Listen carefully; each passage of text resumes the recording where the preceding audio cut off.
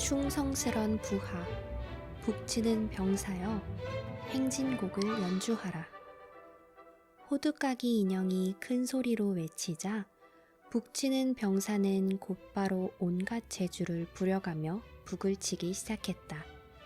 그러자 장식장 유리가 덜덜 떨리면서 요란한 소리를 냈다. 그런데 이번에는 장식장 안에서 덜그럭대고 툭탁거리는 소리가 나기 시작했고, 마리는 프리츠의 병사들이 머물러 있는 상자 뚜껑들이 힘차게 열리는 것을 보았다. 상자 밖으로 나온 병사들은 장식장 맨 아래 칸으로 뛰어내리더니 거기서 다시 가지런하게 대열을 이루었다.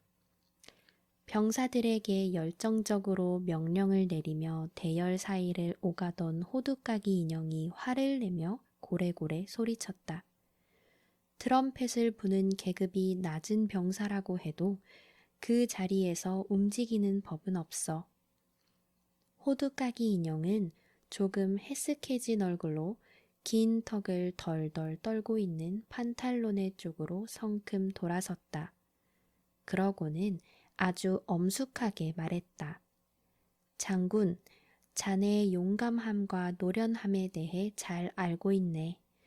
이런 상황에서는 빠르게 판단을 내리고 순간적인 기회를 잘 잡아야 하지. 나는 자네에게 모든 기병대와 포병대의 지휘를 맡기겠네. 말은 필요 없겠군.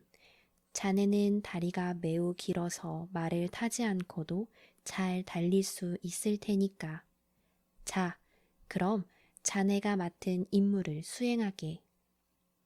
판탈로네가 곧바로 길고 가느다란 손가락을 입에 대고 휘파람을 불자 마치 트럼펫 100개를 신나게 불어 대기라도 하는 것처럼 휘파람 소리가 맑게 울려 퍼졌다.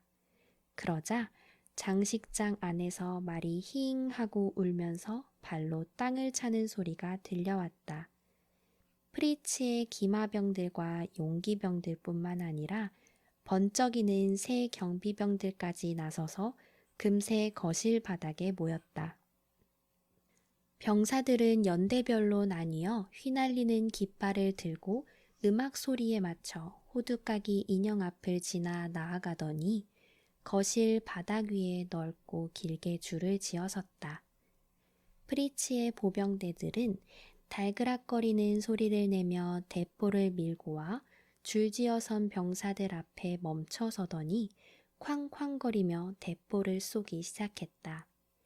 마리는 빽빽히 모여있는 생쥐들이 알사탕 세례를 받아 하얀 가루를 뒤집어 쓰고는 무척이나 창피해하는 모습을 지켜보았다. 생쥐들에게 큰 피해를 입힌 것은 단단히 무장한 포병대였다. 포병대는 마리의 어머니가 쓰는 발판에 올라가 쾅쾅거리는 소리를 내며 작고 둥근 후추과자를 연거푸 쏘아댔고 후추과자에 맞은 생쥐들은 그 자리에 쓰러졌다. 그런데도 생쥐들은 점점 가까이 다가왔고 마침내 포병대를 덮쳐 대포 몇 개를 빼앗기까지 했다. 그 순간 쿠르륵 쾅쾅 하는 소리와 함께 연기와 먼지가 마구 피어올라서 마리는 무슨 일이 벌어지고 있는지 제대로 볼 수 없었다. 하지만 병사들과 생쥐들이 너무나 무섭게 싸우고 있어서 승패를 가르기가 쉽지 않다는 것만은 틀림없었다. 생쥐들의 수는 점점 불어났다. 게다가 작은 은빛 구슬을 던지는 솜씨가 얼마나 뛰어났던지 그새 장식장 안으로 던져 넣기까지 했다. 클레르헨 아가씨와 트루트헨 아가씨는 잔뜩 겁을 집어먹고 우왕좌왕 하면서 자그마한 두 손을 상처가 날 정도로 비벼댔다. 클레르헨 아가씨가 소리쳤다. 이렇게 꽃다운 나이에 죽어야 하다니. 세상에서 가장 예쁜 인형인 내가. 그러자 투르트헨 아가씨도 소리쳤다. 지금까지 곱게 지내온 게 고작 이런 벽들에 둘러싸여 죽기 위해서였나? 두 인형은 서로 부둥켜 안고 흐느껴 울기 시작했다. 얼마나 큰 소리로 울어댔던지 그 요란한 난장판 속에서도 알아볼 수 있을 정도였다. 친애하는 독자 여러분, 여러분은 그때 벌어진 광경을 상상조차 할 수 없을 것이다. 쿠르릉 쿠르릉 쾅쾅 슉슉 쾅쾅쾅 쾅쾅쾅 쾅 모든 것이 뒤죽박죽이었다. 거기다가 생쥐왕과 생쥐들이 찍찍거리며 마구 고함을 질러댔고 호두까기 인형이 우렁찬 목소리로 제때제때 필요한 명령을 내리는 소리도 뒤섞여 있었다. 그리고 호두까기 인형이 열심히 총을 쏘고 있는 대대사이를 바삐 오가고 있는 모습도 보였다. 판탈로네가 이끄는 기병대는 몇 차례 뛰어난 승리를 거두어 이름을 날렸지만 프리츠의 경비병들은 생쥐 포병대가 쏘아대는 더럽고 냄새나는 대포 아래 맞았다. 그 대포 아래 맞으면 빨간 윗도리에 잘 지워지지 않는 얼룩이 생겼기 때문에 경비병들은 앞으로 나아가기를 꺼렸다. 판탈로네는 경비병들에게 몸을 왼쪽으로 틀라는 명령을 내렸다. 그런데 지휘에 너무 열중한 나머지 판탈로네 자신도 따라서 왼쪽으로 도는 바람에 기마병들과 용기병들까지 모조리 왼쪽으로 방향을 틀어 그대로 집으로 돌아가고 말았다. 그 결과 발판 위에 진을 치고 있던 포병대는 위험에 빠지게 되었고 얼마 안 있어 흉측한 생쥐들이 때리지어 몰려들어 포병대와 대포가 있던 발판을 통째로 쓰러뜨리고 말았다. 호두까기 인형은 몹시 당황한 얼굴로 오른편에 있는 병사들에게 후퇴하라는 명령을 내렸다. 전쟁놀이 경험이 많은 독자 여러분은 잘 알겠지만 그런 명령은 도망치라는 소리와 다르지 않았다. 일이 이렇게 되고 말았으니 독자 여러분도 마리가 사랑하는 호두까기 인형의 군대에 곧 불행이 닥치리라는 것을 헤아리고 슬퍼하고 있을 것이다. 하지만 불행한 결말에 대한 생각은 잠시 접어두고 호두까기 인형이 이끄는 왼쪽 부대를 살펴보기로 하자.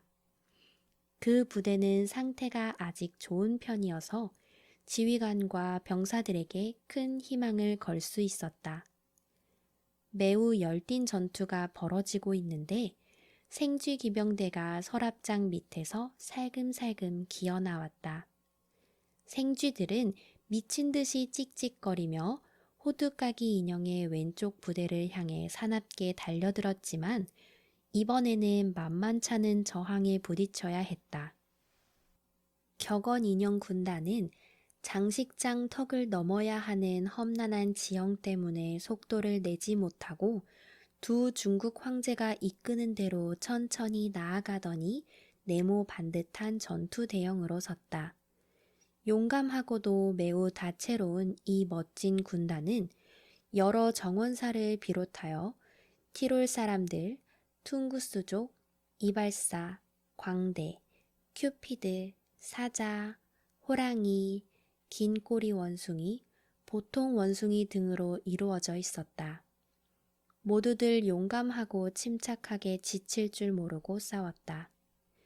이 뛰어난 군단은 스파르타 사람들처럼 용맹을 떨치며 승리를 거두었을 게 틀림없었다.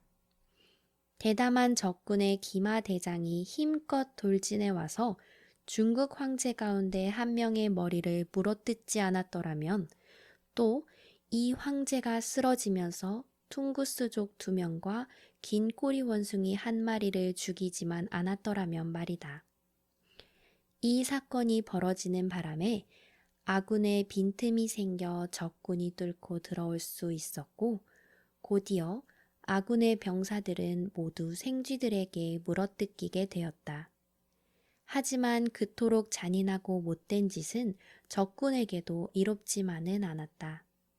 생쥐 기마병 하나가 무서운 기세로 아군 병사의 몸통 한가운데를 꽉 무는 순간 격언이 적힌 쪽지에 목에 박혀 그 자리에서 죽고 말았던 것이다.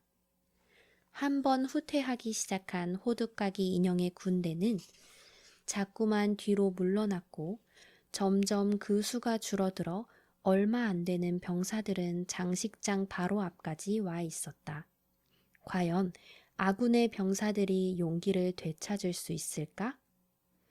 호두까기 인형이 장식장 안에서 새 군대가 꾸려져 나오기를 바라며 소리쳤다. 예비군들도 모두 나와라. 판탈로네와 스카라무시와 북치는 병사는 어디에 있지? 그러자 토론에서 만들어진 갈색 남자 인형과 여자 인형들이 황급빛 얼굴에 모자며 투구 등을 쓰고 나와 전투에 끼어들었다. 하지만 칼을 휘두르는 솜씨가 너무 형편없었기 때문에 적은 하나도 베지 못했다. 도리어 아군의 최고 지휘관인 호두까기 인형이 쓰고 있던 모자를 쳐서 떨어뜨릴 뻔했다.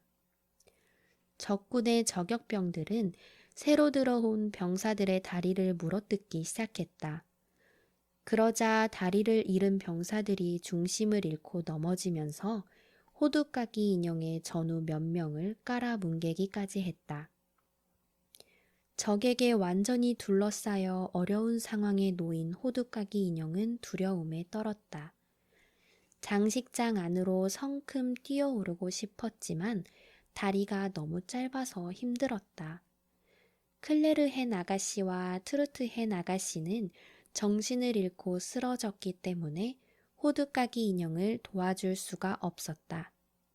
경비병들과 용기병들은 호두까기 인형 옆을 지나쳐 잽싸게 장식장 안으로 뛰어들어갔다. 호두까기 인형이 절망에 휩싸여 소리쳤다. 말 한 필이면 왕국과도 바꾸겠노라.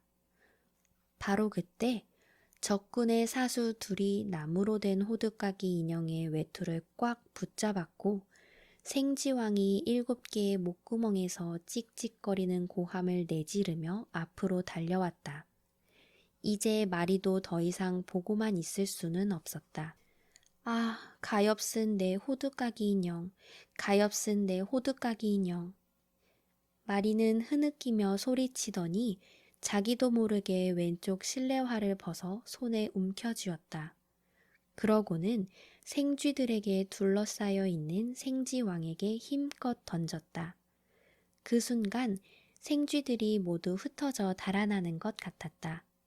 하지만 마리는 왼팔에 조금 전보다 더욱 심하게 쑤시는 통증을 느끼며 정신을 잃고 그 자리에 쓰러지고 말았다.